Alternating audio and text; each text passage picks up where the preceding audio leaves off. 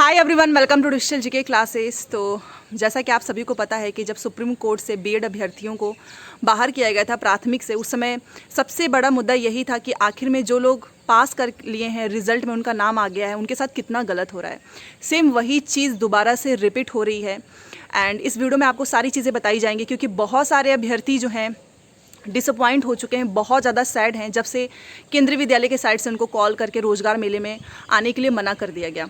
साथ में आपने देखा होगा बीपीएससी टीआरई में भी कि जितने भी कैंडिडेट्स एनआईओएस से सेलेक्ट हुए हैं उनके फोल्डर को अलग रखने के लिए भी जिला शिक्षा पदाधिकारी को आदेश दिया गया है।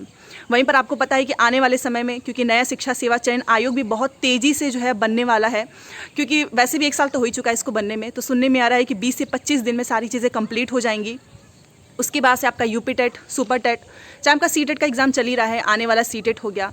मतलब कुल मिलाकर जहाँ पर भी पहले पीआरटी में डीलेट के साथ साथ एनआईओएस डीलेट वाले भी फॉर्म भर सकते थे, अपीयर हो सकते थे, सबसे ज़्यादा प्रॉब्लम अब उन्हीं को हो रही है। क्योंकि आप जानते हैं कि एक इतनी बड़ी वैकेंसी जो कि आपके सामने से जो है निकल रही है, सिलेक्शन होने के बाद भी सारी चीज़ें आपको बताई जाएंगी। कुछ चीज़ें जो आई हैं सामने वो भी मैं आपको बताऊंगी, चाहे वो बीपीएससी टीआरई से हो, C TET, UP TET, KVS, even जो लोग सेलेक्ट हो चुके हैं 6th फेज़ हो, चाहे 7th फेज़ हो, या फिर वेटिंग लिस्ट, वो भी बहुत इंपॉर्टेंट है। तो अगर वो सारी चीज़ें आपको जाननी है तो प्लीज़ पूरा वीडियो देखिएगा, क्योंकि एक एक जो अपडेट है आप सभी के लिए बहुत ज़रूरी है।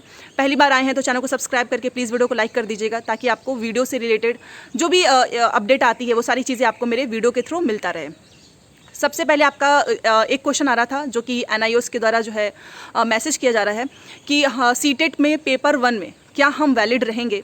तो सेम वही चीज़ है। आप जानते हो कि सुप्रीम कोर्ट का जो ऑर्डर था, चाहे वो बीएड का जब हो रहा था उस समय भी आ रहा था, बहुत सारे लोग जो हैं कुछ र्यूमर भी फैला रहे थे कि ये नहीं होगा, वो नहीं होगा।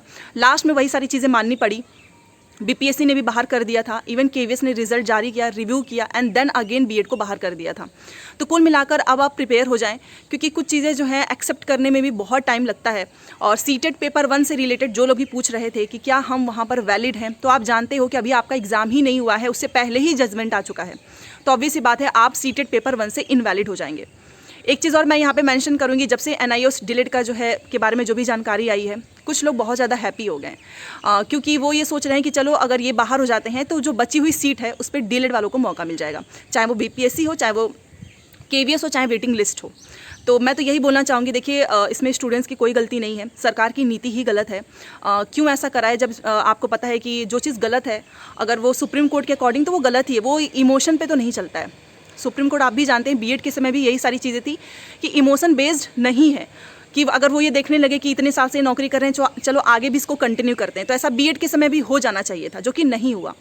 तो जैसे कि कुछ लोग कमेंट भी कर रहे थे कि उनके साथ ऐसा हुआ है, चलो अच्छा है क्योंकि हमारे साथ भी हुआ था। तो आप इन सब चीज़ों को छोड़कर एक बार ये सोचिए कि इसमें स्टूडेंट्स की कोई भी गलती नहीं है।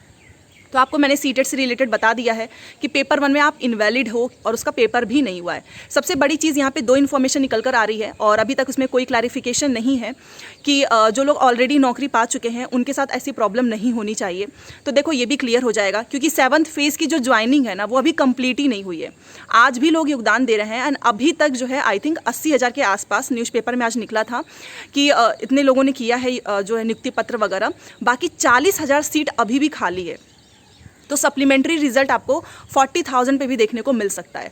बट येस, वेटिंग लिस्ट, जैसे कि आप लोग कल धरना प्रदर्शन देने गए थे तो वहाँ पे बहुत सारे कैंडिडेट्स शामिल भी हुए। वहाँ पे सचिव से किसी स्टूडेंट्स की बात भी हुई, उनके द्वारा बताया गया कि जब तक शिक्षा विभाग के द्वारा कोई भी निर्देश नहीं आएगा हम जो है जारी नहीं कर सकते हैं।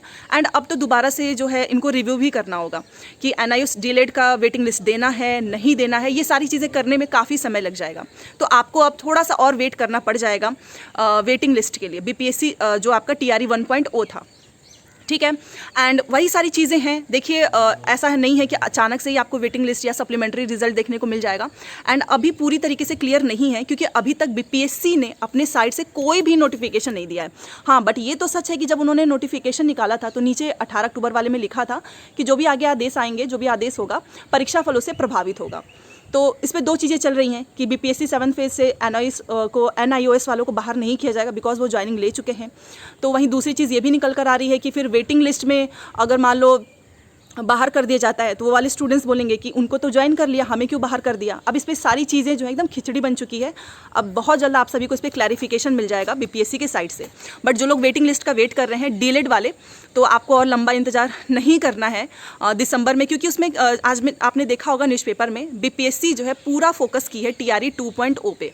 मुझे ऐसा लग रहा है कि अभी उन्होंने सप्लीमेंट्री रिजल्ट को होल्ड पे कर दिया है। वो चाहते होंगे कि मे बी इस एग्ज़ाम को भी क्लियर कर लेते हैं, बट इससे मुझे लगता है कि लॉस होगा, क्योंकि बहुत सारे ऐसे स्टूडेंट्स हैं जिनका वेटिंग लिस्ट में नाम आ जाएगा, वो दोबारा से एग्जाम में भी अपीयर होंगे, वहाँ भी नाम आ जाएगा, दो जगह वही पहले की तरह, फिर पता नहीं कब तक वेटिंग लिस्ट आएगी। ठीक है, तो ऐसा नहीं है कि आपकी वेटिंग लिस्ट को अगली बहाली में जोड़ा जाएगा, वो आएगी जरूर। हाँ, ये देखते हैं कि शिक्षा जो विभाग है कब निर्देश देता है बीपीएससी को कि अब आप सप्लीमेंट्री रिजल्ट जारी कर दें। बट सबसे बड़ा जो मामला फंसा हुआ है वो एनआईओएस डीएलएड का, क्योंकि वो ऑलरेडी जो है सेलेक्टेड हैं और उनको जो है नियुक्ति पत्र मिल चुका है। उसके बाद से बाहर करना काफ़ी डिसअपॉइंटेड हो जाएगा। इवन मुझे ऐसा लगता है कि बहुत ही ज़्यादा बुरा होता है कि जब आपका लिस्ट में नाम हो उसके बाद भी आपको नौकरी ना मिले। तो ये भी क्लैरिफिकेशन आ जाएगा। बट ये तो एक चीज़ हो चुकी है कि एनआईओएस डीएलएड जो है प्राथमिक में अपीयर नहीं हो सकते हैं, वो प्राथमिक शिक्षा भर्ती से बाहर हो चुके हैं जब से सुप्रीम कोर्ट का जजमेंट आया है। बात कर लेते हैं केवीएस का, क्योंकि हर एक भर्ती में ही है एनआईओएस। अच्छा, कुछ लोग पूछ रहे हैं बार बार कि बीपीएससी वाले में जो 7th फेज़ हुआ था, इवन अभी वाले में भी एनआईओएस हैं, तो टीआरई 2.0 से तो वो बाहर ही हो चुके हैं। आप जानते हो इसका एग्ज़ाम ही नहीं हुआ है। और वैसे ही बीपीएससी चेयरमैन सर ने पहले भी बोला था बीएड के लिए कि परीक्षा देने पे आपका अधिकार है, परीक्षा फल पे नहीं। तो सेम वही लाइन अब यहाँ पे भी रिपीट हो सकती है।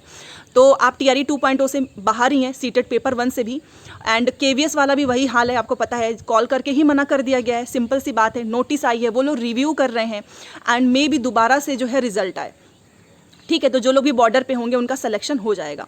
तो इस तरीके से आपका जो आने वाला यूपी टेट है या फिर जो आपका आने वाला सुपर टेट है, वहाँ से भी आप बाहर हो जाएंगे। अच्छा, कुछ चीज़ें इसमें एक चीज़ और आ रही है कि अगर एनसीटी जो है कुछ संशोधन करके एनआईओएस डीएलएड को शामिल कर ले तो सारी चीज़ें सही हो जाएंगी। तो ये सेम चीज़ तो उस समय भी चला था, बट आप जानते हो कोई भी हस्तक्षेप नहीं करता है। बीएड के समय पे ही जो है एनसीटी एकदम चुप थी, उन्होंने सिंपल सा सुप्रीम कोर्ट का जजमेंट अपने ऑफिशियल वेबसाइट पे अपलोड कर दिया था। एंड अगर आप जो भी जजमेंट आए हैं वो भी चीज़ें अगर आप पढ़ना चाहते हो तो वहाँ पे टेलीग्राम पे ज्वाइन हो जाइएगा, मैं भेज दूँगी। बात कर लेते हैं, सबसे ज़्यादा इंपॉर्टेंट है कि बीपीएससी जो है 7th फेज़ करा रही है, उसके पहले 6th फेज़ की बहाली हुई थी। उसमें 1 to 5 में बीएड वाले अभ्यर्थी भी शामिल थे, तो क्या उनको भी बाहर किया जाएगा, क्योंकि उसकी भी सुनवाई हो चुकी है।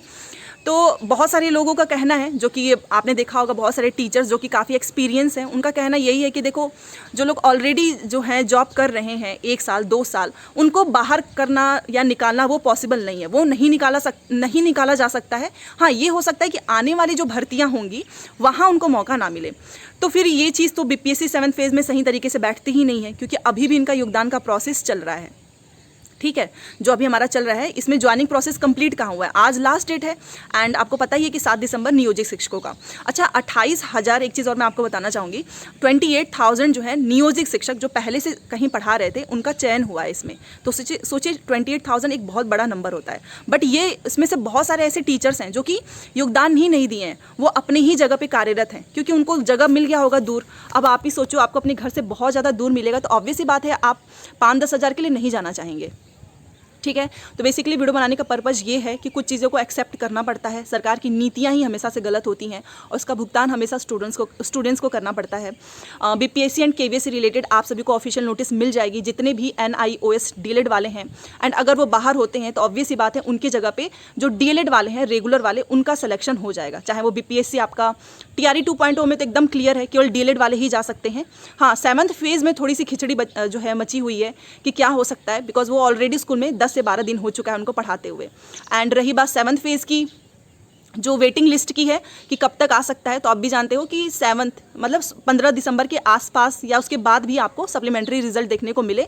जब तक शिक्षा विभाग नहीं बोलेगा कि आप लोग जारी करें, तब तक बीपीएससी जो है सप्लीमेंट्री रिजल्ट जारी नहीं कर सकती है। बाकी जो भी चीज़ें होंगी आप मुझे बता दीजिएगा। एंड मिलते हैं नेक्स्ट क्लास में। Thanks for watching.